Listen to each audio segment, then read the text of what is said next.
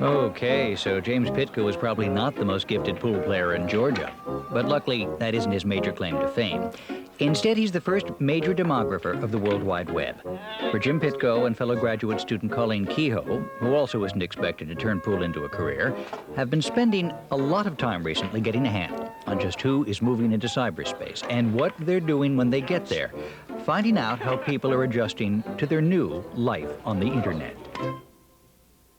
In a network of computers, it's not the MIPS and chips and whatnot that's most important. It's what goes on between the people using them that makes them really powerful. A reminder from Sun Microsystems, proud to support this PBS program.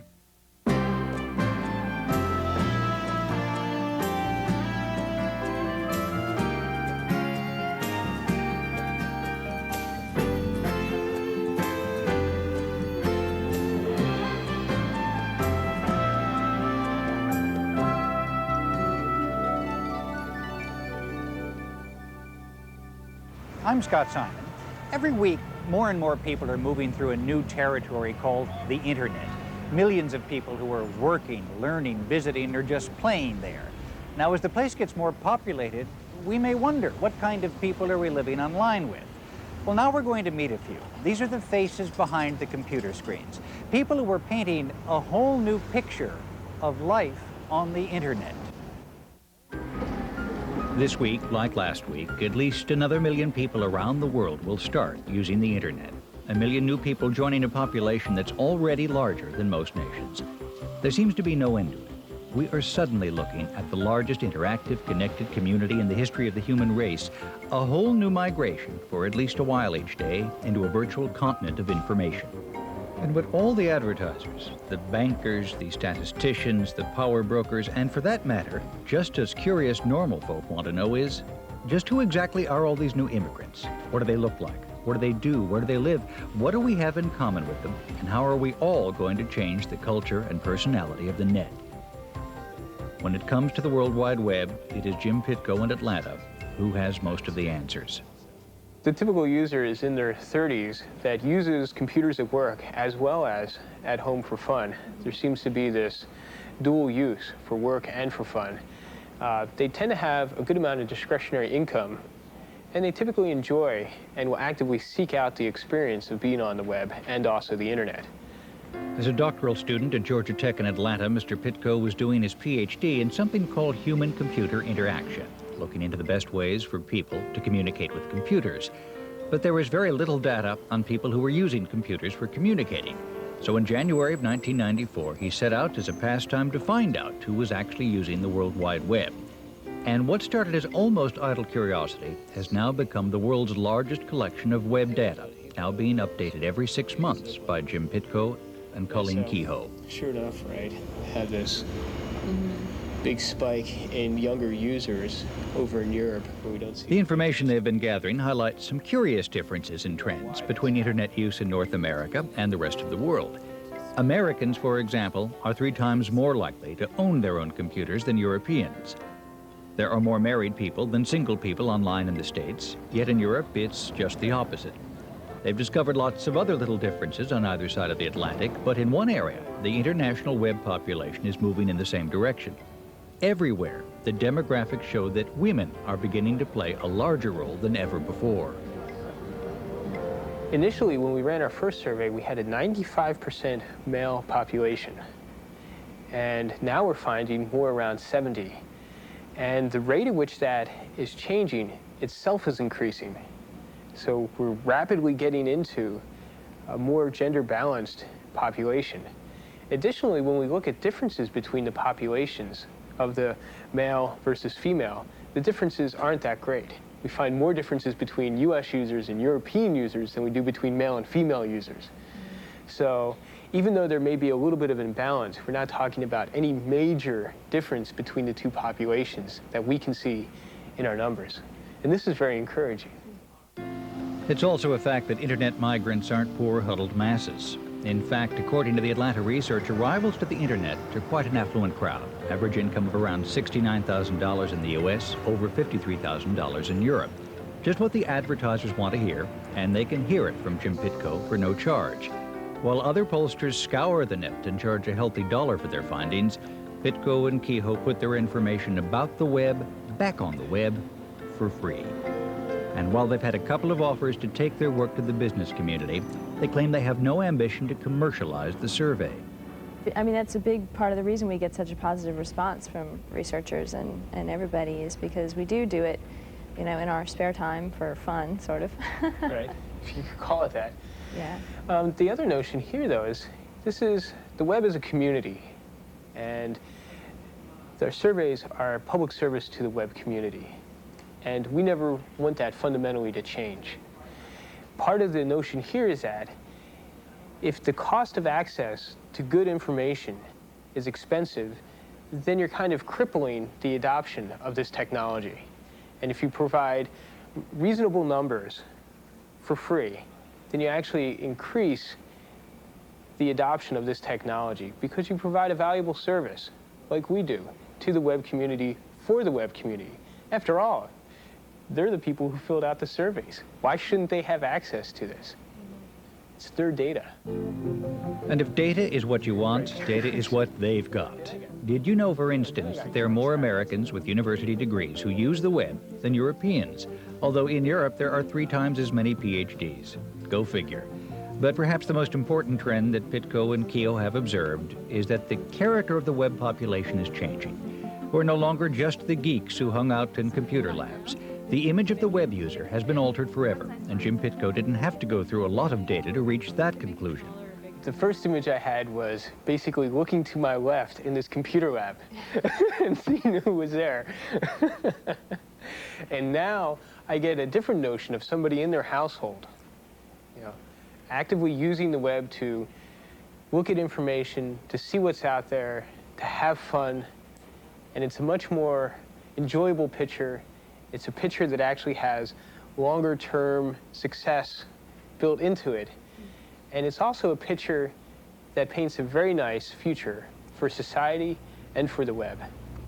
Mr. Pitko's right, for the true destiny of the internet is going to be found not in computer labs, but places like this, in rural Nova Scotia, where the Bowlby family are actually using the net in their day-to-day lives. Whether it's looking for a job, teaching the kids, or keeping in touch with a sister who has moved away. To get to the Bowlby family home, you have to drive along world-famous Cow Bay Road as it follows the Atlantic coast until you pass the world-famous Cow Bay Moose on the Eastern Passage outside Halifax, Nova Scotia. Neil Bowlby, like a lot of other middle-aged men around here, lost his job recently when the local oil refinery closed down. There aren't many other jobs on the Eastern Passage these days. Mr. Bowlby has found himself passing the time on the internet. I'm averaging close to 3 hours a day. It's just, one thing leads to another. When you log in, I usually go to the news section, have a quick look at some of the papers. I'd love to read the headlines. You've got them instantaneous. If it's released at 13:15, you can read it at 13:15, not the next day in the newspaper. So you're getting headlines and information as it's virtually happening, and that's good. That's faster than a newspaper. And you also have a wider variety. So where a paper is limited to, say, 20 pages, the information available on the internet is just so wide, it's unbelievable. Pick a topic and go look for it. He's put his resume out online wherever he thinks there's a chance of work, and he checks the Canadian government's human resources site every day in case a job comes up. But so far, no luck. Although that hasn't stopped Neil Bowlby from trying to introduce his neighbors to the technology. One or two of them have computers, but they sort of sit in their basements and gather a little bit of dust. So when I show them something I've printed off, they're in total amazement. They know about the internet, but they have no idea how to access it. Now, I've had friends drop in, and I've tapped human resources so they could see who or what jobs were available that day, and they thought that was tremendous. But they haven't gone home and said to their wife, we should get the internet, or get involved. A lot of people are, at least in my age bracket, are not really into that.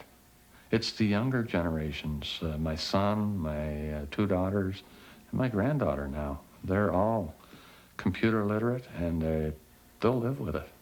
Whereas the older generation, they're still a little nervous, still a little shy.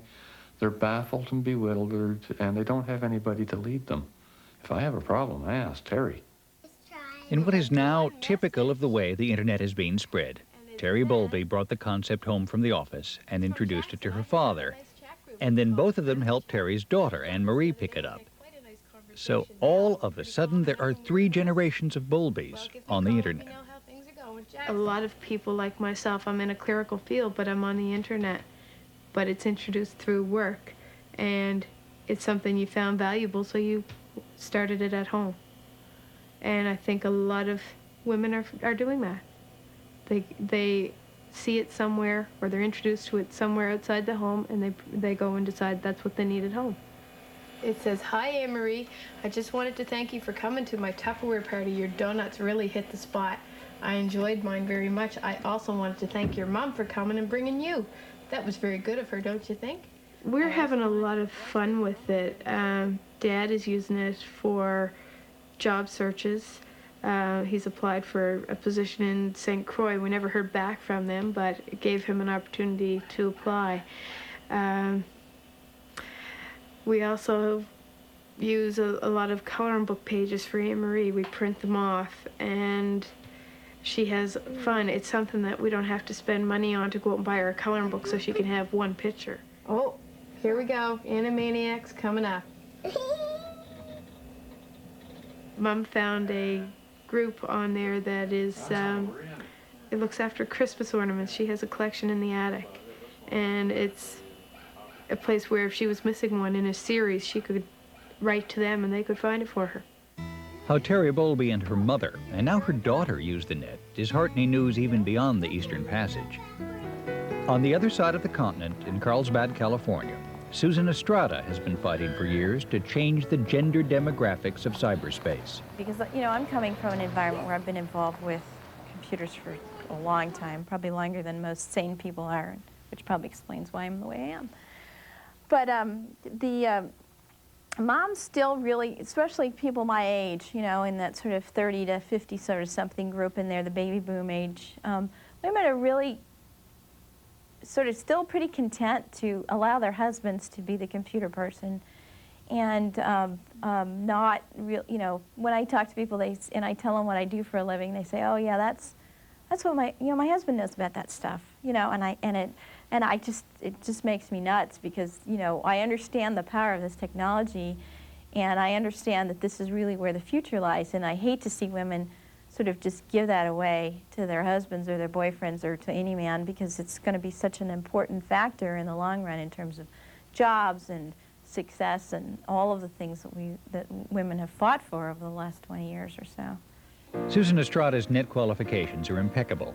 In 1985, she was involved in connecting the National Science Foundation supercomputer network, which became the backbone for public access to the internet.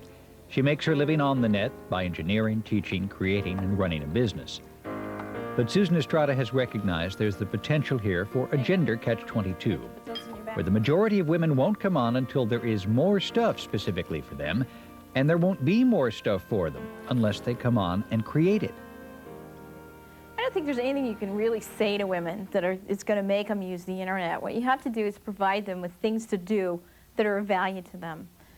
And women, because they're so time constrained, generally speaking, you have to be really good stuff, right? So one of the things that I personally have started to do is work with schools in this area to get the schools hooked up to the internet.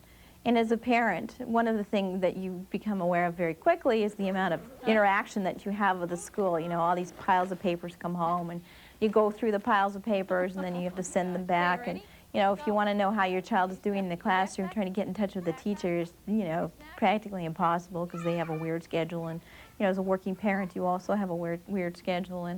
And so sort of that interaction between school and home is really a mom's job. And that's something where the internet can really bring a lot to the table, because the internet takes away all those time barriers. It takes away all that inconvenience so that you can just simply send an email to the teacher when you feel like hanging out there. See you guys later. Go through the office, okay? Bye. So those kinds of things are going to be really important, giving women something to do that's of value. When the pediatricians get online, we're going to be in great shape. But while we're waiting for the pediatricians, the research indicates there's yet another category of virtual haves and have-nots beginning to become apparent. Between those who have the skills to write the hypertext markup language, which are used to create web pages, and those who don't. Among those who do have the skills is Terry Bowlby. I'm learning to record in HTML, the hypertext markup language, and I've downloaded a lot of background information. Then I persuaded work to buy me a book. By teaching herself hypertext markup language, Terry Bowlby's not only taking a step up the internet ladder, she's also becoming a statistic in Atlanta. They have noticed a huge increase there in the gap between people with the ability to publish on the web, those who can write HTML, and those of us who appear content to remain simply readers.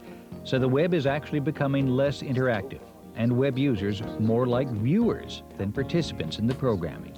Not at all what was originally forecast. What initially started out as a technology to exchange information rapidly has now actually become a pastime.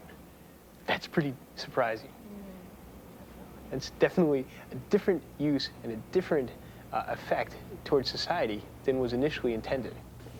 The data tells us now that the net is attracting all kinds of different people who are actively moving into cyberspace and moving in, it appears, to stay.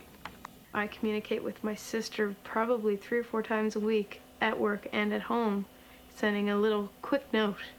It might be just say, call me on Friday, I have a quick personal question. Or it might be, so what do you want for Christmas, and send me your list. It just seems like it gives you a few more minutes to think rather than waste time on a telephone talking. One of the big things now is that the access to the internet has increased. I can actually reach further out into the population and talk to friends, family, etc. that were never on it or never would be because they're not computer science related. Yeah. So now I can daily converse with family members as well as friends. It's very strange getting email from your parents. And then put Toy Story all one together. Yeah. My daughter learned how to turn the computer on when she was 3, much to my chagrin.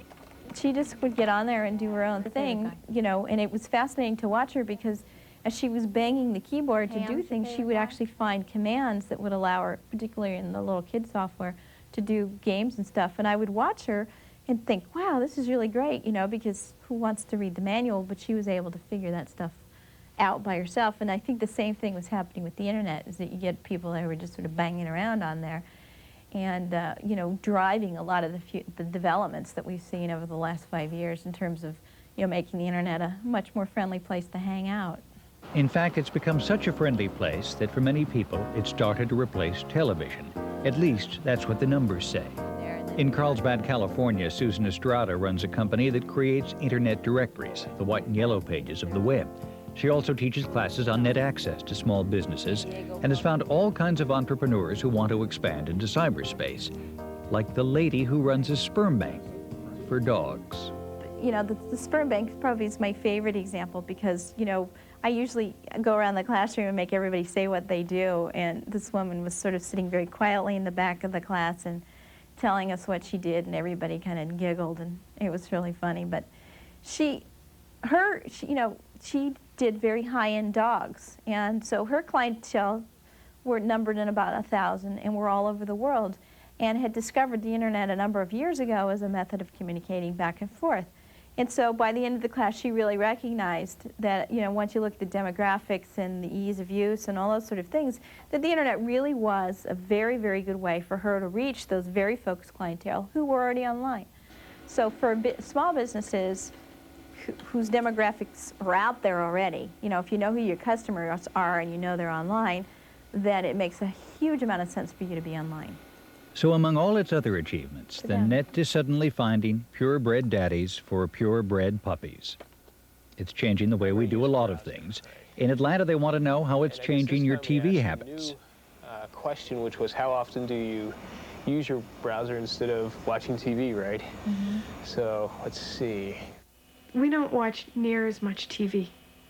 I think that's where the big difference is. The net is making you stay on the computer longer. So, because Anne-Marie has her living books, she has her Aladdin game, and when she's on there, she will play, and she'll play for an hour. And that's an hour away from the TV, which I find is really helpful. One of the new questions that we've been asking recently is how often they use the web instead of watching TV. And it turns out that there's pretty good use here of replacing a traditional form of entertainment with this newer form of entertainment. Additionally, we see that users are actively on the web on a daily, periodic basis.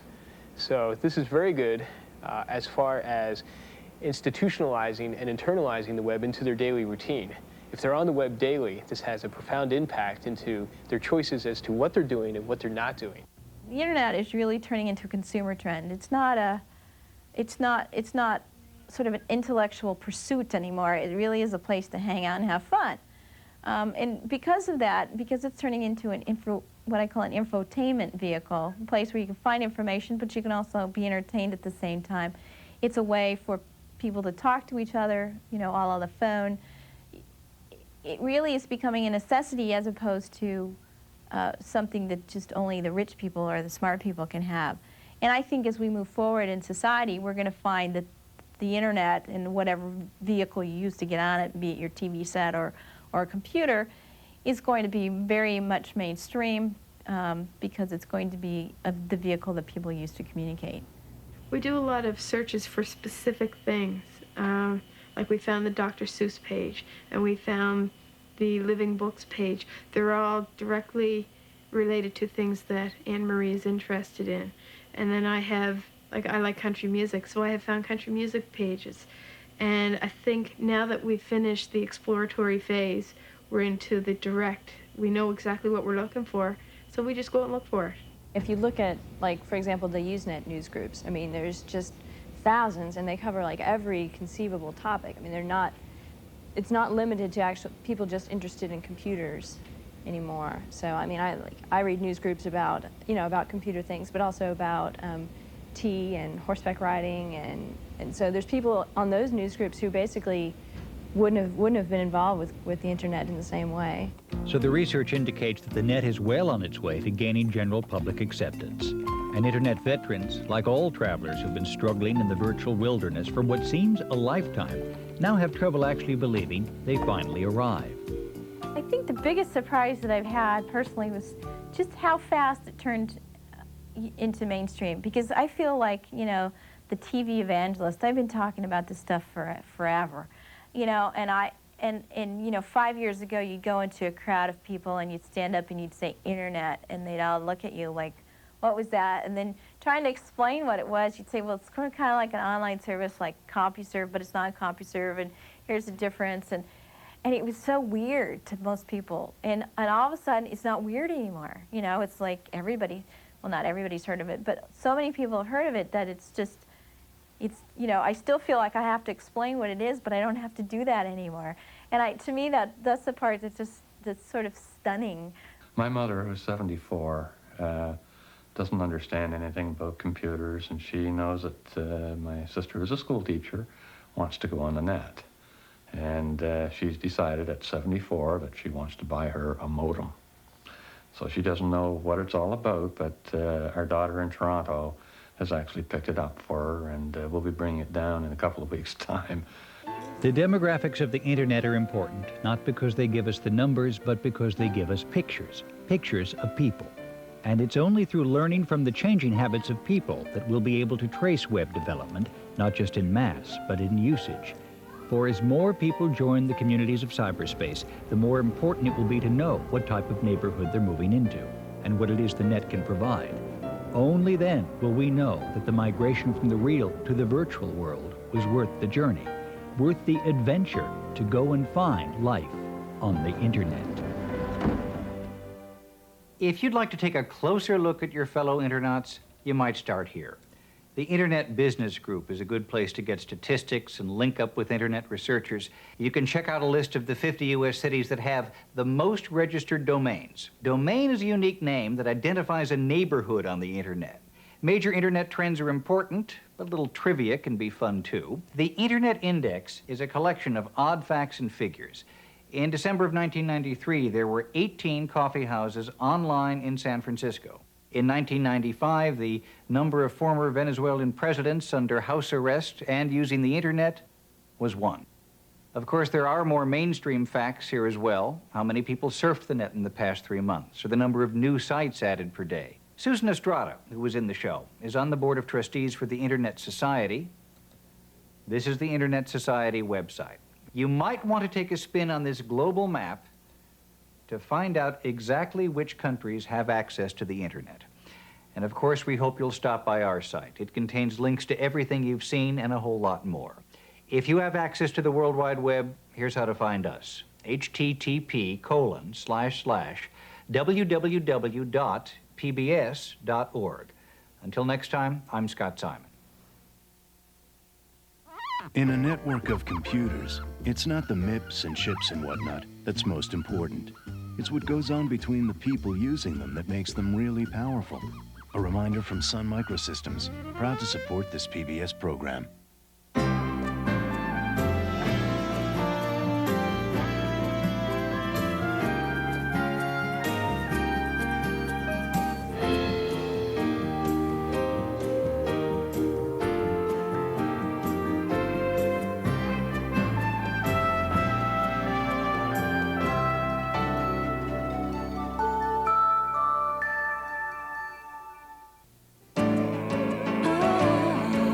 This is PBS.